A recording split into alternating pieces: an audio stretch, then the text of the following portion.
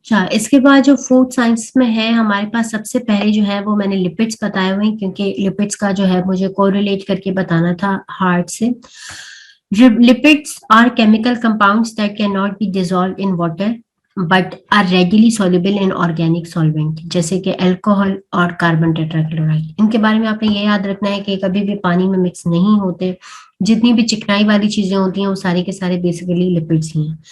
ठीक है, इनका स्ट्रक्चर किस तरह से होता है कि इनका जो है इनके अंदर बड़ी बड़ी चेन्स होती हैं कार्बन और हाइड्रोजन की। इस तरह से जो है कार्बन कार्बन से जो है वो मिक्स हुए होते हैं, लगे हुए होते हैं लंबे लंबे से। इस तरह की बहुत लॉन्ग लॉन्ग सी जो है वो चेन्स होती हैं। बेसिकली कार्बन और हाइड्रोजन इसमें होता है, कार्बन हाइड्रोजन और ऑक्सीजन।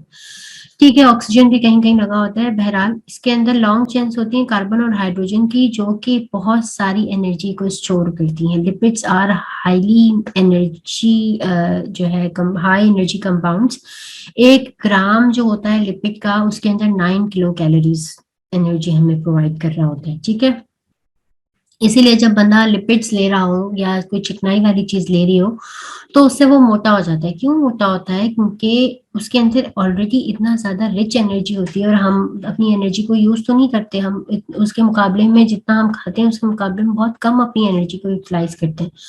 तो बाकी जितनी भी एक्स्ट्रा कैलोरीज होती हैं वो फैट की फॉर्म में हमारी बॉडी में स्टोर हो जाती हैं।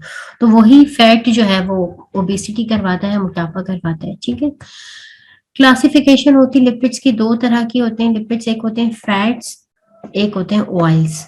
जितने भी तरह के तेल हैं वो सारे के सारे लिपिड्स होते हैं। और दूसरी जो जितनी भी चिकनाई होती है, जो मटन के ऊपर जो फैट हमारे पास व्हाइट कलर में मौजूद होता है, बीफ के ऊपर हमारा फैट लगा होता है, वो सारा का सारा भी लिपिड है। ठीक है, जो फैट्स होते हैं उनको हम सैचुरेटेड कहते हैं, और जो ऑयल होता है वो अनसैचुरेटेड फैट है। ठीक है, फैट्स को हम सैचुरेटेड फैट कहते हैं और ऑयल्स को हम अनसैचुरेटेड फैट कहते हैं। क्यों? क्योंकि ऑयल्स जो है वो लिक्विड होते हैं रूम टेम्परेचर के ऊपर, और जो फैट होते हैं ये सॉलिड होते हैं रूम टेम्परेचर के ऊपर।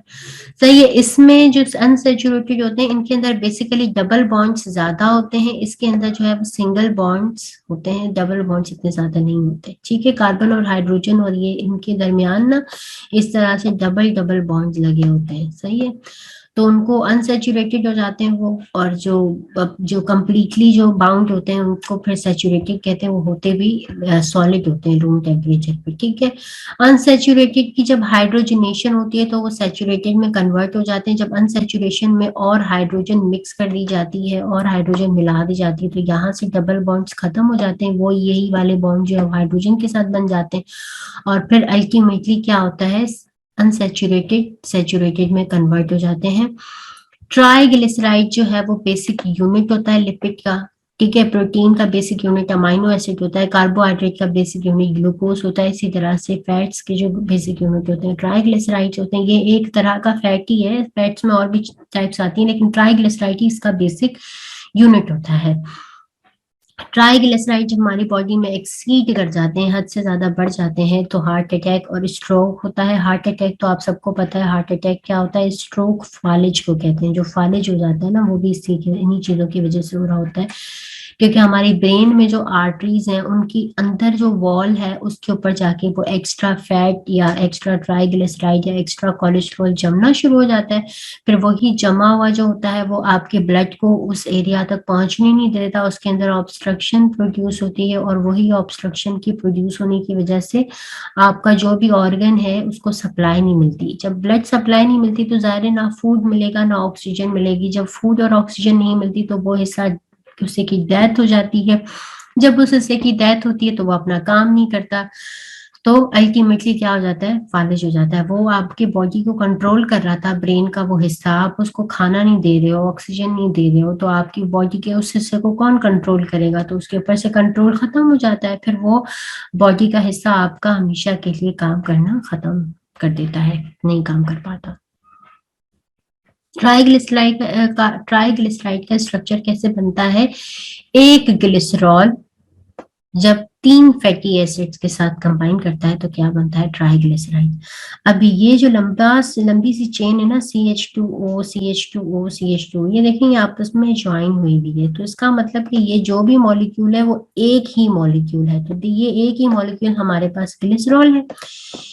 इसके साथ देखें 3 फैटी एसिड लगे हुए, एक ये वाला फैटी एसिड लगा हुआ है, एक ये वाला और एक ये वाला। फैटी एसिड कैसे बनता है, जब एक कार्बन दो डबल बॉन्ड बनाता है ऑक्सीजन के साथ और साथ में इसके R ग्रुप लगा होता है। ठीक है, इस R ग्रुप अल्काइल ग्रुप है, इसके अंदर जो है एक चेन होती है कार्बन और हाइड्रोजन की, कार्बन और हाइड्रोजन इसके अंदर लगे हुए होते हैं। जैसे यहाँ कार्बन होगा, यहाँ हाइड्रोजन होगा, कहीं हाइड्रोजन होगा, कहीं कार्बन होगा, तो बहरहाल हम इसको इस तरह से बना देते हैं। आपके माइंड में ये होना चाहिए कि ये अल्काइल ग्रुप है, R फॉर अल्काइल ग्रुप होता है, और इसके अंदर होते क्या है, कार्बन और हाइड्रोजन होते हैं। ठीक है, ये आपका ट्राइग्लिसराइड का मॉलिक्यूल हो गया। ये इसका स्ट्रक्चर आप गौर से देख लें, MCQs में आ सकता है।